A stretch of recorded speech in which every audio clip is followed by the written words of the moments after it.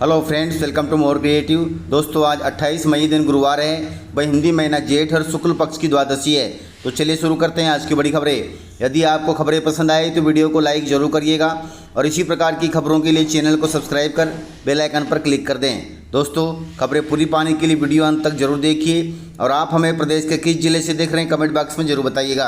Guys, आधार card को लेकर बड़ा अपडेट आया है। बंद हो रहा है माई आधार ऐप। नए आधार ऐप से आप घर बैठे कर सकते हैं काम। गाइस, मध्य प्रदेश सहित पूरे देश में अब आधार कार्ड का पुराना ऐप बंद होने जा रहा है। इसकी जानकारी स्वयं भारतीय विशेष पहचान प्राधिकरण ने दी है। उनका कहना है कि पुराने एम आधार ऐप के अंदर लिमिटेड फीचर्स हैं। UIDAI ने पोस्ट करके बताया कि अब न्यू आधार ऐप का यूज कर सकते हैं।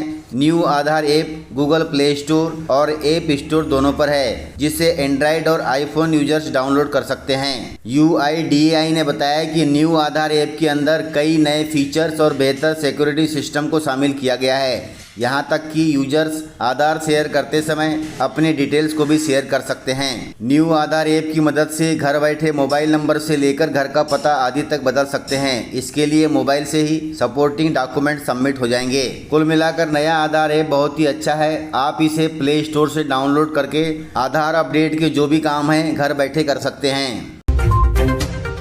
दोस्तों, देश के इस राज्य के 14 लाख से ज्यादा किसानों का होगा फसल ऋण माफ। किसानों के लिए खुशखबरी है। तमिलनाडु सरकार ने किसानों को बड़ी राहत देते हुए फसल ऋण माफी की घोषणा की है। मुख्यमंत्री C. विजय ने सहकारी बैंकों से लिए गए फसल ऋण को माफ करने का ऐलान किया है। सरकार के इस फैसले के तहत तमिलनाडु के सीमांत किसानों के लिए 50,000 रुपए तक का फसल ऋण पूरी तरह से माफ किया जाएगा। वहीं अन्य बड़े किसानों को भी 5,000 रुपए तक की राहत देने का फैसला लिया गया है। राज्य सरकार के इस फैसले से किसानों को आर्थिक राहत मिलेगी और आगामी खेती सीजन के लिए उन्हें नई ऊर्जा मिलेगी। इस योजना का लाभ तमिलनाडु के करीब 14,22,000 किसानों को मिलेगा। फसल ऋण माफी योजना को लागू करने में सरकार का लगभग 2,044 करोड़ रुपए का अतिरिक्त खर्च आएगा। सरकार का कहना है कि खेती की बढ़ती लागत, मौसम की अनिश्चितता और किसानों की आर्थिक चुनौतियों को देखते हुए सरकार ने यह फैसला लिया है, जो कि बहुत अच्छा फैसला है।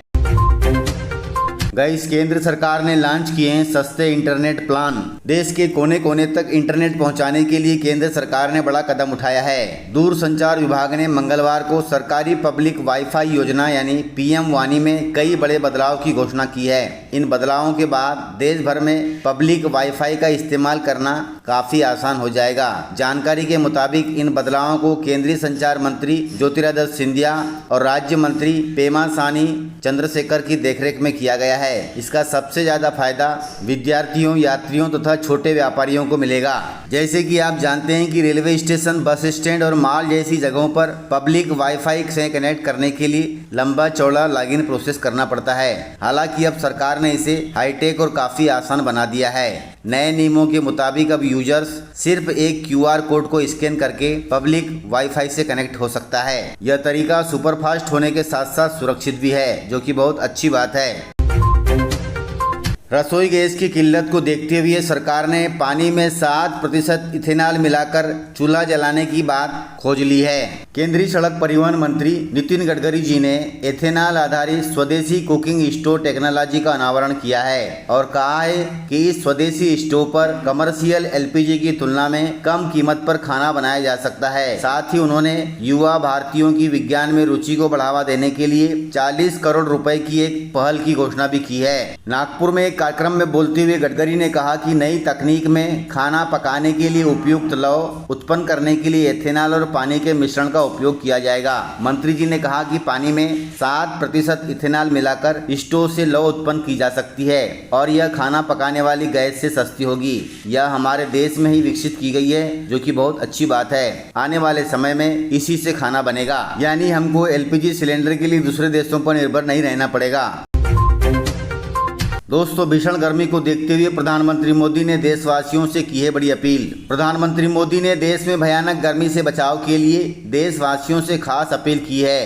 और कुछ टिप्स भी दिए हैं। उन्होंने लोगों से आग्रह किया कि देश के बड़े इलाके में बहुत ज़्यादा तापमान को देखते हुए अधिक से अधिक सावधानी बरतें और खुद को हाइड्रेट रखने की बात कही है। उन्होंने यहाँ तक कहा कि जितना संभव हो सके प्यासे को पानी जरूर पिलाएं। इसके अलावा उन्होंने गर्मी में परिवार के बुजुर्गों का खास ध्यान रखने को भी कहा है। दोस्तों, प्रधानमंत्री मोदी की इस अपील का विशेष ध्यान रखें और अपने घरों में बड़े बुजुर्गों का विशेष ख्याल रखें। गाइस, मध्य प्रदेश का हर एक व्यक्ति हुआ कर्जदार। मध्य प्रदेश की धरती पर जन्म लेने वाले हर बच्चे और नागरिक पर अब 55,323 रुपए का कर्ज है। यह कर्ज किसी आम व्यक्ति या उनके माता पिता ने निजी तौर पर नहीं लिया है। यह वह कर्ज है जो राज्य सरकार अपनी व्यवस्थाओं और योजनाओं को चलाने के लिए बाजार से ले रही है। अब सरकार इस कर्ज को चुकाने के लिए जनता से टैक्स वसूलेगी। इसके बाद ब्याज के साथ उन संस्थाओं को पैसा वापस करेगी जिनसे लोन लिया गया है। कुल मिलाकर प्रदेश की जनता पर महंगाई की मार के साथ साथ अब कर्ज की मार भी पड़ेगी।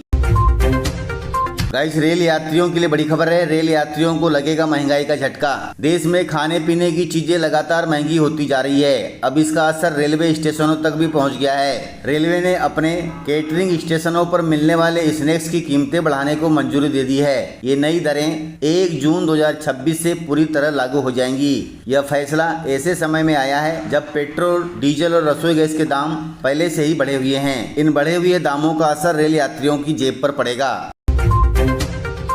दोस्तों, देश के सैकड़ों कॉलेज में शुरू हुआ एआई कोर्स। देश के कॉलेजों में अब पारंपरिक पढ़ाई की जगह एआई, डिजिटल, ह्यूमैनिटीज और फिटनेक जैसे हाइब्रिड कोर्स की मांग बढ़ गई है। आपको बता दें कि देश के 690 से ज़्यादा कॉलेज इन एडवांस कोर्सेज को शुरू कर चुके हैं जो छात्रों को सीधे इंडस्ट्री के लिए तैयार कर रहे हैं। इन कोर्सेज को पढ़कर अब युवाओं को जल्दी से प्राइवेट जॉब लग जाएगी।